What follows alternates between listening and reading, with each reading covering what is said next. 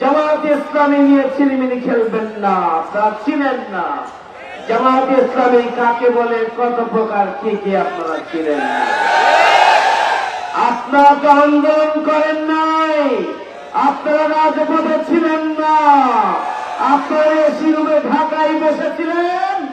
বাংলাদেশের সরকার বিরোধী আন্দোলনে বিগত 17.5 বছরে এই সমস্ত নেতৃত্বের কারো টিকচি পর্যন্ত দেখা যায় না।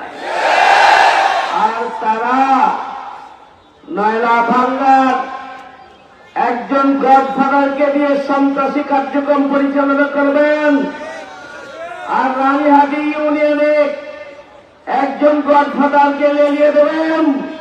সাবধান হয়ে যান।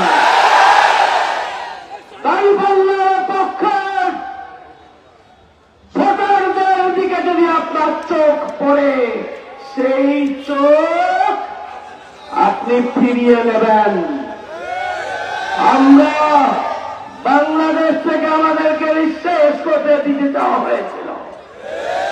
আমাদের 11 জন শীর্ষ নেতাকে হত্যা করা হয়েছে, 500 নেতা কর্মীকে গুম করা হয়েছে, শীর্ষ নেতৃবৃন্দের সন্তানদেরকে গুম করা হয়েছে, 20,000 অধিক মিথ্যা মামলা দিয়ে আমাদের লক্ষ লক্ষ নেতা কর্মীকে ঘর ছাড়া, বাড়ি ছাড়া করা হয়েছিল, ব্যবসা ছাড়া, চাকরি ছাড়া করা হয়েছিল।